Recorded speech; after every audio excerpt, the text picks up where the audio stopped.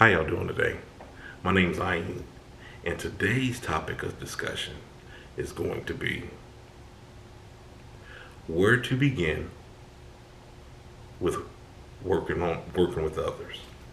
Where to begin with others. Where do you begin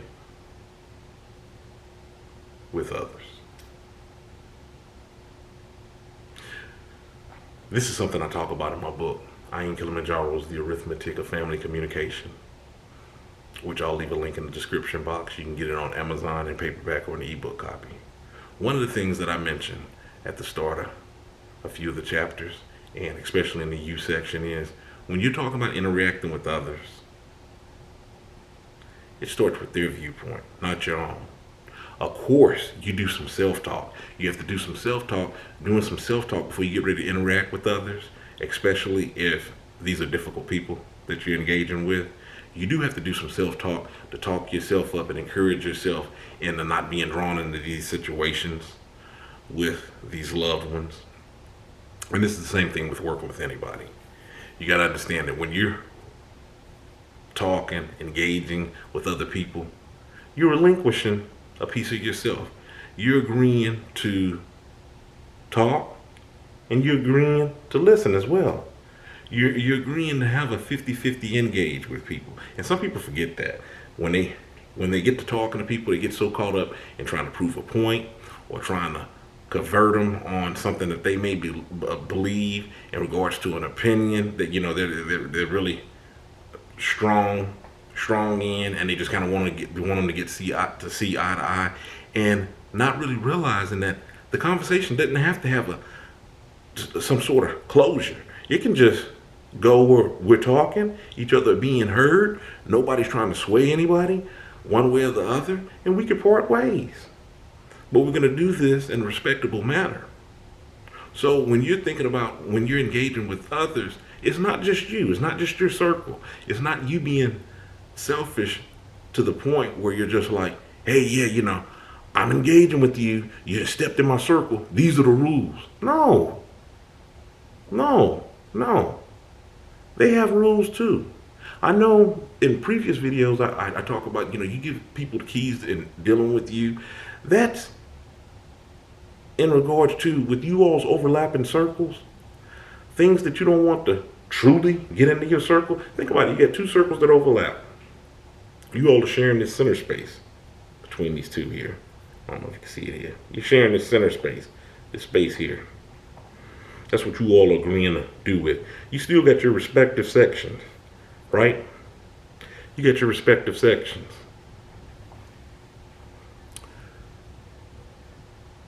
When you're interacting with people, since you all are just getting a little taste of this little overlapping section that's here, you're just getting a little taste of the interaction, you all are connecting or whatnot.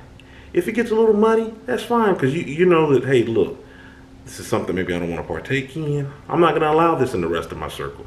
That's the reason why we just have overlapping circles. That's the reason why we're not completely overlapped. It's not like we've bonded and connected as one. We've gotten married, and here it is, we're doing this till the end. When you're interacting with people, they're brief encounters. So you have to treat them as such. Some of the stuff you have to just let ride, not get so emotionally attached with it. And this is the type of self-talk that you have to give yourself. Okay, say for instance you're interacting with a person, this is your first time interacting, it's not your cup of tea, maybe you're into some things that you're not into. Okay, that's fine and good. I'm not gonna try to, change you or do anything of that matter. When we separate ways, I'll know for future encounters that, hey, this person's not really my cup of tea. I'll leave it be to a hello and a goodbye, keeping it respectable. That's what I'm talking about in previous videos when I'm talking about being aware of what you have and whatnot in your circle. This is what you have to be conscious of when you're getting ready to deal with people. But people that you already have established connections with, and you kind of have them figured out to a degree, whether they're a bully with their conversation or this person can be overly emotional with their conversation. You're mindful of those things. So in the book, when I'm talking about it starts with others' viewpoints, other people's viewpoints, not your own, Yeah, you're thinking about them before you get ready to interact. And believe it or not, thinking about them, it comes back to you because you know, whether do I really feel like dealing with this today? This person here, man, they're going to be overbearing. I'm not in the mood.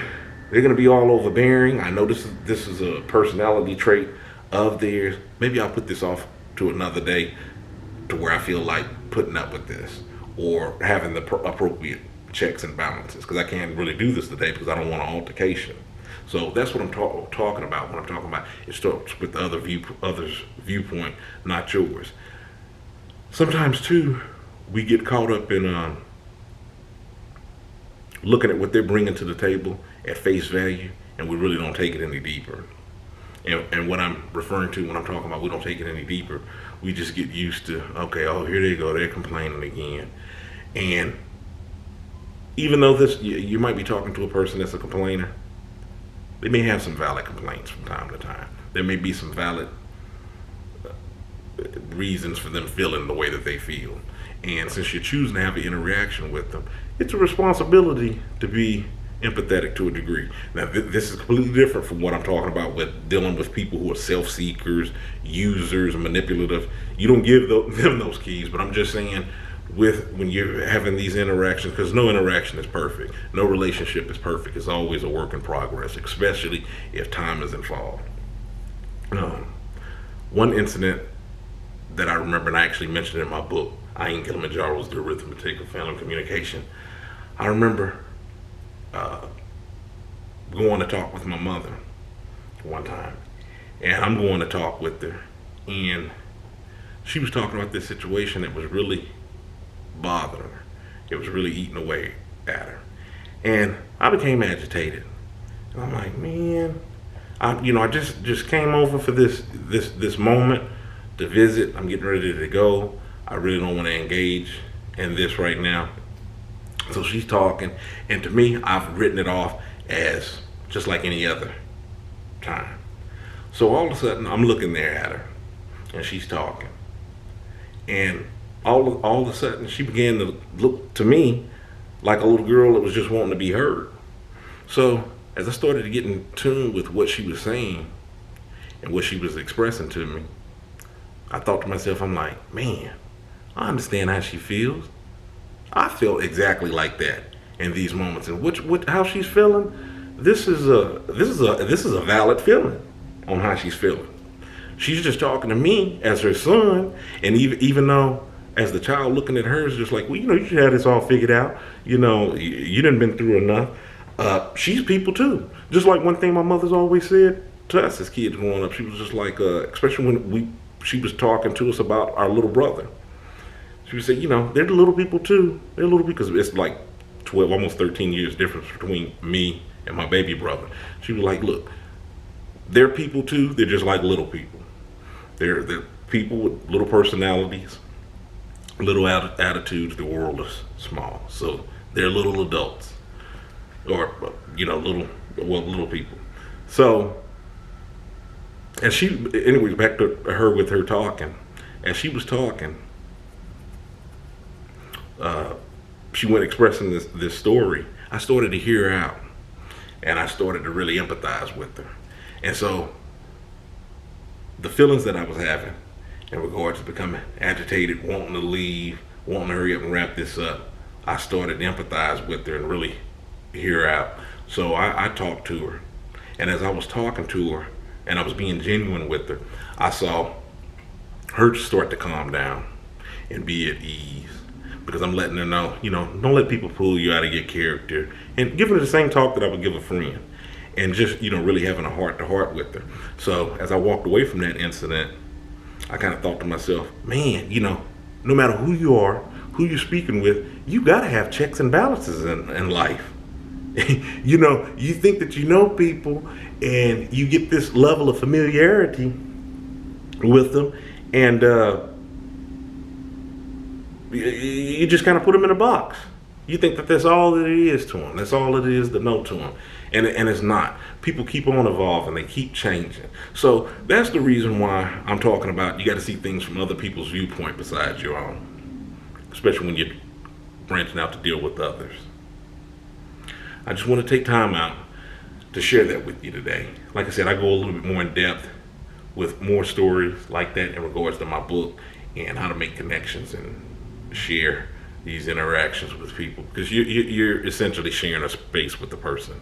You're sharing a space, and you want to be respectful of that space that you share, right? It's just like if you were to go to a public event and they were holding somewhere, you have 50, 100 people. It wouldn't matter if it was anywhere from 3 to 10. You're agreeing to share that space. You're not going to come off in there doing the same things you do at home. You're not going to be walking around barefoot, feet up on the furniture, because you're agreeing to share that space. And it's the same thing when you're interacting with people and you're sharing space with people. So I just want to take time out to share that with you today. Okay? In the meantime, go check out that book. I'll leave a link in the description box. Until next time, stay encouraged, avoid being discouraged, and you all have a good one.